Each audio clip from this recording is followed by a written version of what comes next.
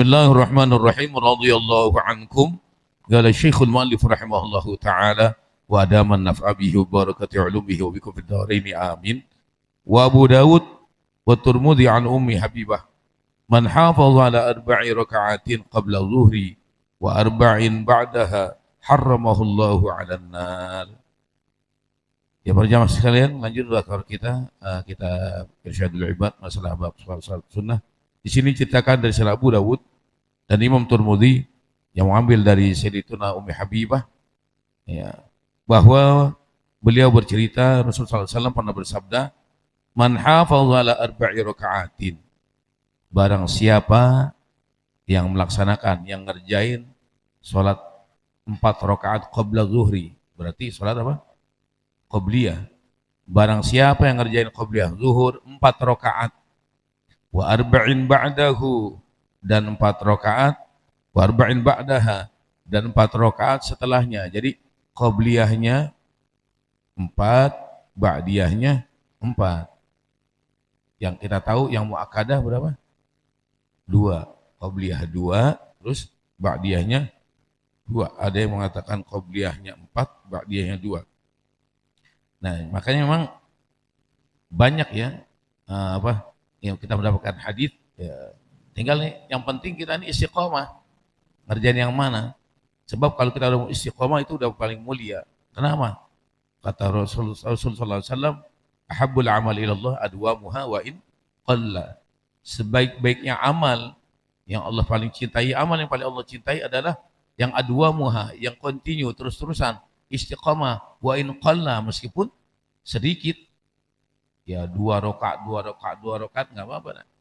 Tapi istiqomah terus-terusan, daripada duha dianjurin paling banyak berapa? 8. Tahajud 12. Ya. Itu ketatnya tapi temporer. Kalau ingat aja, kalau bahasa mendingan duha 2 rakaat, tahajud 2 rakaat, tapi continue terus-terusan. Apalagi yang terbanyak yang kita kerjain, udah Masya Allah, itu lebih bagus ya. Ya. Jadi kata Rasulullah SAW, barang siapa yang ngerjain 4 rakaat sebelum zuhur dan 4 rakaat setelah zuhur, berarti qabliyahnya 4, ba'diyah 4, harramahullahu 'alan nar. Allah akan haramkan orang tersebut untuk masuk ke dalam api neraka. Kira-kira kita bisa nggak? Insya Allah 2 aja kadang-kadang kagak ya. 2 anggot-anggotan ya, 2 anggot-anggotan ya. Kalau lagi kepengen, ya kalau mau ngerjain gitu mesti siap-siapnya sebelum zuhur. Apa kalau nggak datang kemari tahu-tahu udah qomat.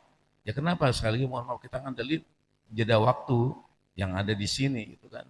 Padahal kalau kita bijaksana nggak apa-apa, agak lamaan dikit. Tapi juga jangan dibiasain. Ya, kenapa kok kita bikin jeda waktu begini? Karena masing-masing orang punya keperluan, nggak disalahin juga. Oh kalau kita mau ngerjain yang nggak banyak misalnya, silakan. Al-Faqir pernah sering ngingetin, yang penting sholatnya berjamaah. Sebab kalau sholat di musola, di masjid, itu waktunya terbatas itu kan. Kecuali pengurus musola, pengurus masjid bijaksana. Kita usahain dah. Paling nggak sekali lagi pokoknya usahain 2 rakaat dah qabliyah atau ba'diyah. Tapi mudah-mudahan Allah beri taufik hidayah buat kita ya, bisa ngamalin ya. Itu tergantung dari kita. Kalau bisa ngamalin begini, udah siap-siapnya dari sebelumnya. Ya. Ini kata Rasulullah SAW yang ngasih tahu motivasi buat kita. Ya, jadi barang siapa yang ngerjain sholat qabliyah, zuhur, dan ba'diyah 4 rakaat, dikerjakan dengan istiqamah, terus-terusan, maka Allah jamin melalui Nabi Muhammad, Allah akan selamatkan orang tersebut dari api neraka. Wa Tabrani an Abi Umar, an Ibni Umar, man shalla qabla al-'asri arba'an, harramahullahu 'alan nar. Dan Imam Tabrani juga meriwayatkan bahwa barang siapa yang sholat sebelum asar 4 rakaat, harramahullahu 'alan nar. Allah Subhanahu wa taala akan mengharamkan orang tersebut untuk disentuh api neraka. Ini jarang kita ngerjain ya. Kalau sebelum zuhur, sebelah zuhur 4 rakaat baik ngerjain. Tapi kalau sebelum asar jarang ya. Wa Ahmad wa Abu Dawud an Abdillahi Al-Muzni, sallu qabla al-maghrib rakaatain liman syaa. Ini jadi ada teratur ya, diurut-urutin ya. Di sini dikatakan dari Sayyidina Abu Daud ya dan dari Abdullah Al-Muzni, sallu ya Rasul bersabda, sallu qabla al-maghrib rakaataini liman syaa. Silakan bagi yang mau, silakan ngerjain sholat sebelum maghrib 2 rakaat. Tuh. Maka kadang-kadang kan ada pertentangan, ngerjain apa jangan? Betul. Kalau kita lihat dari segi apa namanya? Muakkadah wa ghair muakkadah enggak tersebut sebelum maghrib. Tapi kalau mau ngerjain silakan. Kenapa? Hadis ini Rasul kasih tahu. Kalau yang mau sholat silakan, yang enggak iya udah, yang enggak rugi. Kalau ada kesempatan enggak mau ngerjain juga rugi. Kecuali dia mungkin kalian lagi buru-buru atau ketinggalan. Tapi kalau yang di sini kagak ngapa-ngapain, cuma karena sebelum maghrib ghairu muakkadah, jadi dia nggak mau ngerjain. Kan ada hadis juga ini Rasul. Silakan sallu qabla al-maghrib liman syaa. Yang mau ngerjain sebelum maghrib salat 2 rakaat, silakan. Berarti diperbolehkan sama Rasul. Nah, diperbolehkan dan itu ya. Jadi kita ingetin tuh. Sebab ada juga bilang udah nggak usah. Apa? Karena bukan termasuk muakkadah. Kalau nggak termasuk muakkadah, kalau kita cuma ngandelin muakkadah mau ghair muakkadah, jadinya dikit banget amal-amal kita. Ya, dikit banget. Pokoknya buat kita sekarang ini aja, kalau yang kelihatan sunnah, jangan pakai pikirin muakkadah mau ghair muakkadah dah. Kalau pengen mendapatkan kemuliaan, kerjain. Kenapa? Kita ambil pengertian dari definisi sunnah apa? Kalau dikerjain dapat pahala, kalau kagak dikerjain rugi. Itu kita pegang itu aja. Kalau kita megang itu, insya Allah kita nggak bakal ninggalin. Wa Abdur Razak an Makhul Mursalan, man shalla ba'da al-maghribi rak'ataini qabla an yatakallama katabata fi 'illiyin. Barang siapa yang salat salat maghrib 2 rakaat, berarti ba'diyah qabla an yatakallama, tapi syaratnya sebelum dia ngobrol. Tuh. Maka dianjurkan habis salat itu zikir, tapi jangan diputusin sama ngobrol. Bahkan mohon maaf, setelah salam pun nggak ada anjuran. Tidak dianjurkan habis salam tuh salam-salaman langsung. Difokusin ngapain? Zikir. Salaman kapan? Ntar kalau udah selesai baru salaman-salaman. Ini sekarang kan Masya Allah ya. Banyak kalau sekarang gitu. Assalamualaikum warahmatullahi wabarakatuh. Assalamualaikum warahmatullahi wabarakatuh. Terus salaman. Silahkan dong ngerjain. Tapi itu nggak dianjurin. Kalau kita mau ngerjain juga ntar.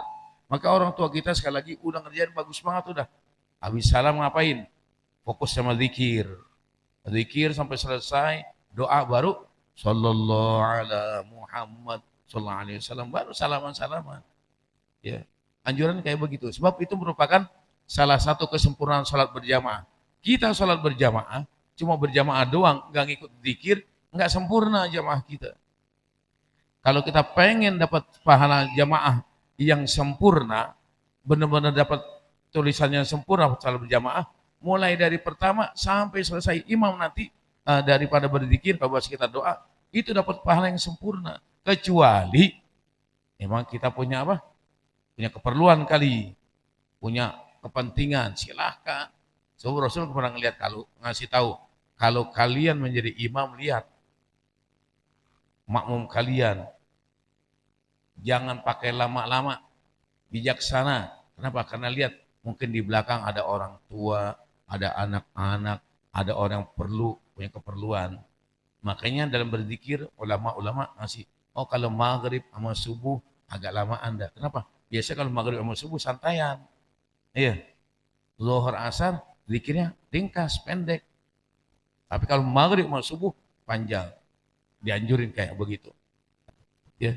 Jadi kalau kita pengen dapat kemuliaan tadi begitu, kesempurnaan para berjamaah, mohon maaf, bukan berjamaah sholatnya doang. Dianjurin berjamaah apa? Keseluruhan. Sampai selesainya jamaah itu. Kapan selesainya berjamaah? Doa. Makanya doa juga, mohon maaf, yang disuruh mimpin doa juga mesti bijaksana. Jangan doa yang dihafal dibaca semua. Nah, sebab dulu ketika masalah masalah doa, akhirnya ada sahabat yang bertanya kepada Rasul, wahai Rasulullah, engkau mengajarkan kami untuk membaca doa ini bagus, doa ini bagus, doa ini bagus. Lalu mana doa yang mesti kami baca, wahai Rasul? Apa kata Rasulullah SAW? Kata Rasul, kalau kau pengen baca doa ini yang paling bagus. Pengertian apa? Sebab kalau kita baca doa ini, semua doa yang diajarkan Rasul insya Allah udah ada di situ. Kalau kita kan taunya apa? Doa sapu jagat doang kan ya? Apa? Rabbana atina fid dunya hasanah. Enggak. Ada kata Rasul apa? Allahumma inni as'aluka min khairi ma sa'alaka minhu abduka wa nabiyyuka Muhammadun sallallahu alaihi wasallam wa ibaduka salihun wa a'udzubika min syarri ma sa'adaka minhu abduka wa nabiyyuka Muhammadun sallallahu alaihi wasallam wa ibaduka salihun wa antal musta'anu alikal balagh wa la haula wa la quwata illa billah. Itu. Apa nih doa itu? Allahumma inni as'aluka ya Allah, aku mohon kepadamu min khairi, kebaikan-kebaikan masalaka minhu yang telah diminta oleh Nabi Muhammad sallallahu alaihi wasallam, yang telah diminta oleh Nabi Muhammad wa ibaduka salihun, dan orang-orang yang soleh. Kalau bahasanya kita enggak rinciin juga ada semua di situ. Ya Allah wa a'udzubika, dan aku berlindung kepadamu min syarri ma sta'adaka minhu, daripada keburukan yang berlindung kepadamu nabimu dan orang-orang soleh. Jadi ingat ya, barang siapa salat maghrib secara berjamaah, barang siapa yang salat setelah maghrib 2 rakaat, qabla an yatakallama, sebelum dia ngobrol, dia nggak diputus sama obrolan, sama omongan, pokoknya begitu selesai dia berzikir sampai selesai, kemudian salat sunnah 2 rakaat, kata bata fi illiyin, dan baca kutibata fi illiyin, doa salat tersebut akan tertulis di tempat yang tertinggi. Dengan pengertian 2 salat tersebut akan diterima oleh Allah Subhanahu wa taala. Maka dianjurin, mama ingetin, jangan tinggalin salat-salat sunnah, khususnya ba'da maghrib. Waktu yang paling mulia yang Allah berikan kepada kita adalah waktu antara maghrib dengan isya, kemudian antara subuh sampai isyraq. Itu waktu-waktu yang paling mulia. Waktu yang enggak, udah masya Allah dah, enggak ada yang bisa ngalahin waktu-waktu tersebut, dari maghrib sampai isya, atau dari subuh, salat subuh sampai ke isyraq. Nanti kalau di sini ada keterangannya. Wal Baihaqi an Hudzaifah, ajjilu raka'atain ba'dal maghrib litarfa'a ma'al amal, ya. Bersegeralah kalian, ya. Kata Rasul sallallahu alaihi wasallam, cepat kerjain. Kerjakan 2 rakaat setelah maghrib. Kenapa? Litarfa'a ma'al amal, agar bisa memperkuat, litarfa'a, mengangkat amal-amal kita. Ya, sebab amal-amal kita kan diantaranya nanti terangkat antara maghrib sama subuh. Kalau bahasanya itu, kalau bahasa orang kerja, aplusan, malaikat aplusan itu malaikat sore waktu maghrib, malaikat pagi waktu subuh. Maka sekali lagi tadi itu waktu-waktu yang mulia. Jangan sampai nanti di waktu-waktu tersebut ketika amal-amal kita dilaporin, tercatat di situ kita lagi ngapain. Itu. Alhamdulillah salat maghrib berjamaah. Tapi salat maghrib berjamaah kita keluar. Nah di rumah ngapain? Mohon maaf, padahal kan coba dah. Kita salat maghrib berjamaah, alhamdulillah. Terus kita pulang. Enggak lama di rumah, isya kagak? Isya. Terus balik lagi ke musola. Insyaallah. Kan sayang banget. Coba kita, kalau ulama-ulama kan ngajarin kita enggak ngapa-ngapain aja, duduk di musola nih. Enggak pakai zikir dah kalau bacanya. Niat i'tikaf, dapat pahala. Daripada kita keluar jalan sampai di rumah. Paling di rumah ngapain sih? Baca Quran juga males, zikir juga males. Tapi coba kalau kita duduk di sini, masya Allah, pagi saya ngingetin ya. Coba kita tadarusan di sini, yuk. Sambil nunggu waktu isya, kita baca Quran yuk. Baca seayat-seayat. Atau yuk kita baca ratib. Kan masya Allah. Atau kalau nggak mau zikir sendiri-sendiri, sayang cuma. Kalau kita ngerjain zikir, ada kita orang banyak, terus ngerjain sendiri-sendiri. Sebab masih tahu ya dullah hal jamaah. Pertolongan Allah, rahmat Allah itu ada kalau dikerjainnya rame-rame, secara berjamaah, secara berkelompok. Ya. Ya. Jadi itu anjuran, kenapa kok segala sesuatu yang kita dianjurkan secara berjamaah. Ibnu Sunni an Ummi Salamah radhiyallahu anha, ya. Wa Ibnu Sunni an Ummi Salamah radhiyallahu anha qalat kana Rasulullah sallallahu alaihi wasallam idza tasarrafa min salatil maghrib yadkhulu baitahu fayusalli rak'atain thumma yaqulu fima yad'u ya muqallibal qulub tsabbit qalbi ala dinik. Ya. Al-Imam Ibnu Sunni meriwayatkan hadis yang dari Ummu Salamah. Beliau berkata, Rasulullah sallallahu alaihi wasallam idza tasarrafa min salatil maghrib yadkhulu baitah. Rasul kalau udah selesai salat maghrib, beliau masuk ke rumahnya.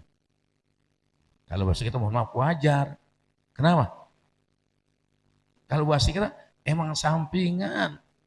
Rumah Rasul sama masjid jauh kagak? Ya kalau bahasa mungkin kayak begini kali ya. Sampingan begitu. Nah kalau terus kita mau ngamalin begini, oh Rasulullah aja kalau salat maghrib pulang ke rumah. Dan rumah kita yang jadi permasalahan, begitu kita pulang ke rumah, Isya balik lagi kagak? Nah kadang-kadang kan gitu kan. Kadang-kadang balik, kadang-kadang agak keseringan. Balik apa kagak? Kalau Rasulullah, dia cuma kalau masih dipisah sama pintu. Maka Rasulullah ngasih tahu ya antara rumahku dan mimbarku adalah taman-taman surga. Ya karena nggak jauh. Ya Rasulullah kalau habis salat maghrib, yadkhulu baitahu, masuk ke rumahnya.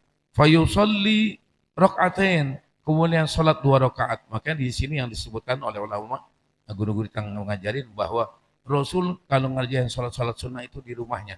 Pertama mohon maaf saya lagi, karena rumah Rasul itu dekat.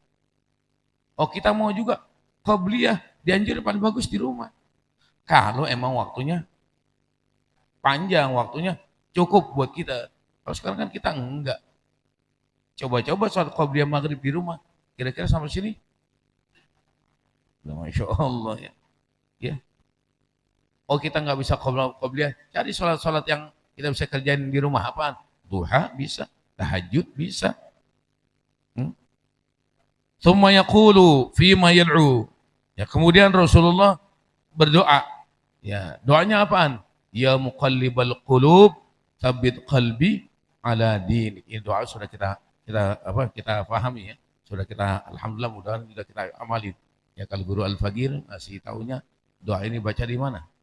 Ada yang ngajarin ketika sujud, ada yang mengajarkan ketika tahiyat akhir. Ya, lebih utama, lebih banyak ngajarin setelah ketika tahiyat akhir sebelum salam. Ya muqallibal qulub, tsabbit qalbi ala dinik.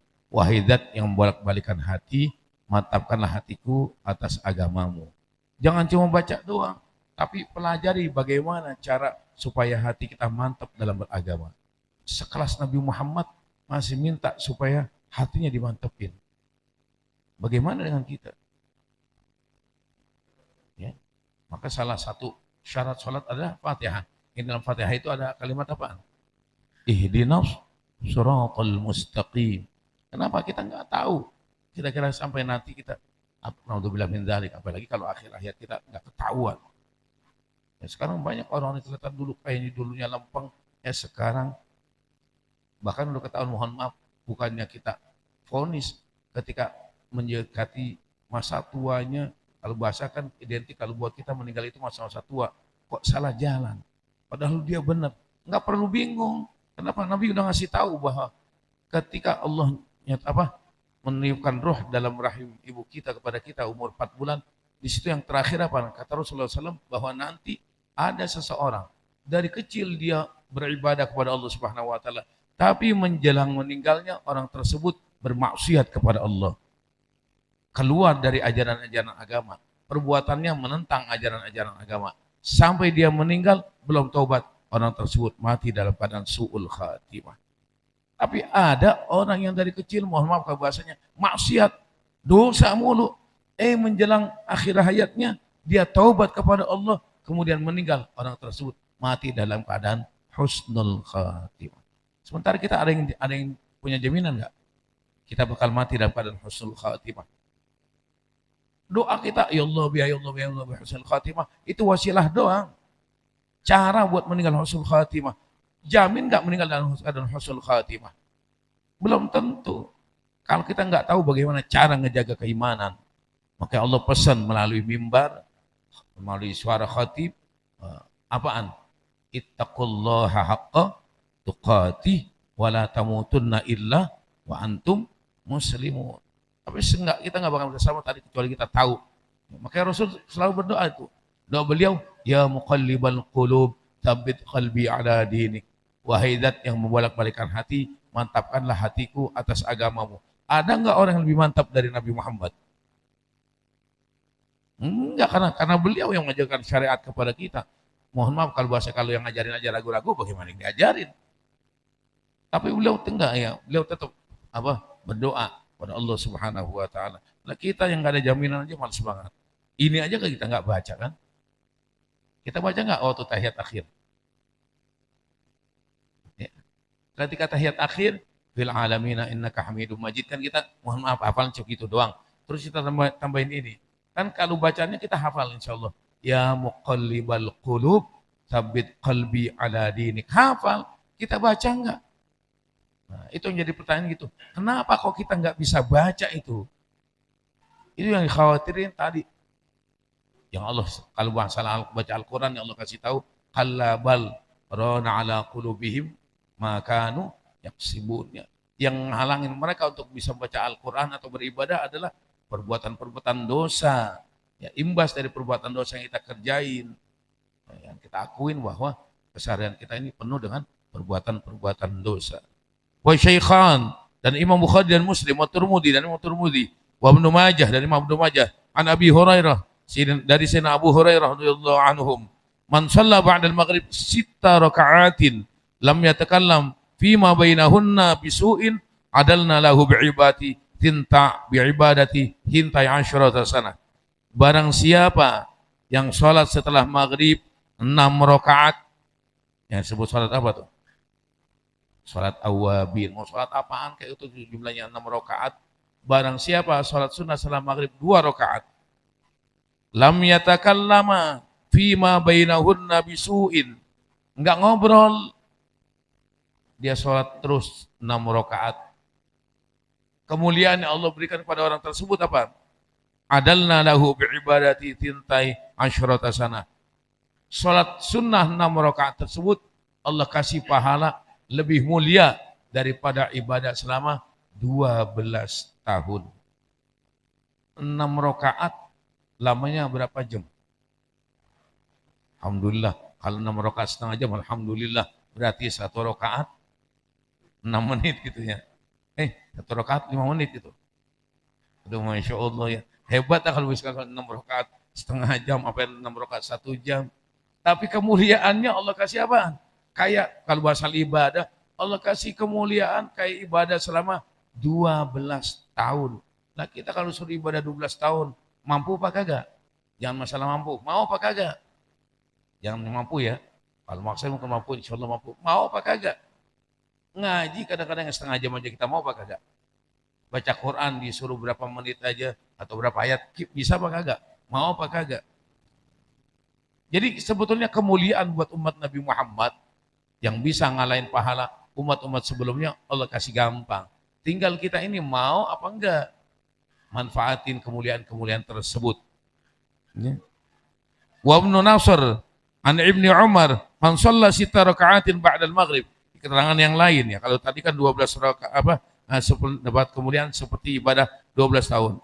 Man shalla 6 raka'atin ba'da al-maghrib qabla an yatakallama ghufira lahu dhunubahu 50 sanatan. Barang siapa yang ngerjain sholat sunnah 6 rakaat setelah maghrib belum ngobrol, maka Allah Subhanahu wa taala akan hapuskan dosanya selama 50 tahun. Masya Allah kan. Kemuliaan tuh Masya Allah ya. Ngerjainnya kan berat banget ya. Syaratnya jangan ngobrol. Syaratnya jangan ngobrol. Ini yang kita kagak kuat kadang-kadang gitu kan ya. Ya kan? Kadang-kadang habis salam aja ngobrol enggak? Baru salam. Assalamualaikum warahmatullahi. Assalamualaikum warahmatullahi. Ada yang langsung ngobrol. Itu kenapa? Karena syaitan enggak kepengen kita jadi orang-orang yang mulia. Tinggal kita pengen apa enggak jadi orang-orang mulia. Enggak usah dijawab, tanya sama diri kita. Sholat sunnah 6 rakaat setelah maghrib. Tadi dalam satu riwayat katakan kemuliaan kayak ibadah 12 tahun. Kemudian yang kedua, ngampunin dosa selama 50 tahun. Ya. Wa Ibnu Nasr an Muhammad ibn Munkadir, man shalla ma bainal maghrib wal isya fa innaha salatul awabin. Ya, ini barang siapa yang salat antara maghrib dan isya itu disebut salat awabin. Mau 2 rakaat ke 4 rakaat, 6 rakaat, itu disebut salat sunnah awabin. Wa Syaikhani anhu, dan Imam Bukhari dan Muslim juga dari Sayyidina Ibnu Nasr ya, dari Muhammad al-Qadir, beliau mengatakan Shallaitu ma'an Nabi sallallahu alaihi wasallam raka'ataini ba'da al-isya. Ya, qala an-Nawawi fil Majmu' yusannu raka'ataini qabla al-isya'i li khabari baina kulli adhanaini salatun. Ya. Di sini terangkan Imam Bukhari Muslim beliau mengatakan Shallaitu ma'an Nabi sallallahu alaihi wasallam raka'ataini ba'da al-isya. Aku pernah salat bersama Nabi, artinya Nabi ngerjain, kita juga ngerjain salat. Salat setelah isya 2 rakaat. Tuh, enggak disebut sebelum isya. Tapi Imam Nawawi ngasih tahu Qala Nawawi fil Majmu' yusannu raka'ataini qabla al-isya li khabari baina kulli adhanaini salatun. Imam Nawawi ngasih tahu juga di kitab Majmu'nya bahwa Nabi pernah bersabda bahwa di antara adzan dengan qomat itu dianjurkan, disunahkan untuk salat sunnah 2 rakaat. Ya, jadi yang penting kita tahu tadi. Ya, kalau mau ngerjain silahkan, nggak ngerjain juga enggak. Tapi jangan diremehin. Kalau kita ngelihat ada orang yang nggak ngerjain, jangan dikatain. Mohon maaf, bukannya kita berdalil atau apa. Kadang-kadang kan kita yang ngerjain gitu ya. Nggak sholat qobliyah isya. Benar. Kita ngaji. Tapi qobliyah isya kita kerjain nggak? Kan kadang-kadang enggak. Bukan kadang-kadang yang keseringan enggak. Kenapa? Oh, bukannya kita meremehkan, tapi kita alhamdulillah. Karena kita tadi ngambil kemuliaan yang lain, yaitu menuntut ilmu agama. Menuntut ilmu agama. Terus kenapa kok, udah baru ngingetin ya, kenapa kok ketika kita ngaji, terus ketika azan datang, kadang-kadang ada yang azan, ada yang enggak, ada yang berhenti, ada yang terus. Kenapa? Dilihat dari pembahasan. Kalau guru Al-Fagir kasih tahu, kalau pembahasannya sudah pas, berhenti. Kalau sekarang ini udah pas ini tadi terakhir, berhenti. Tapi kalau belum, terusin. Kenapa? Mohon maaf karena tadi kemuliaan untuk ilmu itu, mohon maaf, azan hukumnya sunnah. Tapi mengaji hukumnya wajib. Ya, jadi karena pembahasannya sudah sempurna, yang terakhir kita bahas tadi apa? Masalah apa? Lupa kan? Ini dari Imam Nawawi. Kalau Imam Qaulah Isya ya. Kalau tadi Imam Bukhari Muslim ngasih tahu bahwa beliau itu pernah sholat bersama Nabi, sholat ba'diyah Isya. Tapi Imam Nawawi ngasih tahu, sebab kita sama-sama tahu Qabliyah Isya itu enggak ada tercatat di dalam sunnah yang muakkadah. Tapi Imam Nawawi ngasih tahu bahwa Rasul pernah bersabda antara adzan dengan qomat itu ada dianjurin sholat sunnah 2 rakaat. Jadi sekali lagi kita mesti tahu, jadi tahu bahwa sholat sunnah yang kita kerjakan insya Allah semuanya ada dalil. Juga kalau ada yang nggak ngerjain, kita jangan katain, mungkin dia punya dalil. Dan sekarang kita alhamdulillah tahu ketika dia nggak ngerjain, mungkin dia dalil-dalil ini. Jadi kita berharap pada Allah Subhanahu Wa Taala, mudah-mudahan bahasan dijadikan bahasan yang bermanfaat, ibadah yang telah kita kerjakan, khususnya salat-salat yang fardu maupun yang sunnah, mudah-mudahan diterima oleh Allah Subhanahu Wa Taala, jadikan wasilah untuk mendapatkan rahmat Allah Subhanahu Wa Taala, sehingga kita bahagia dari dunia sampai akhirat. Amin ya rabbal alamin.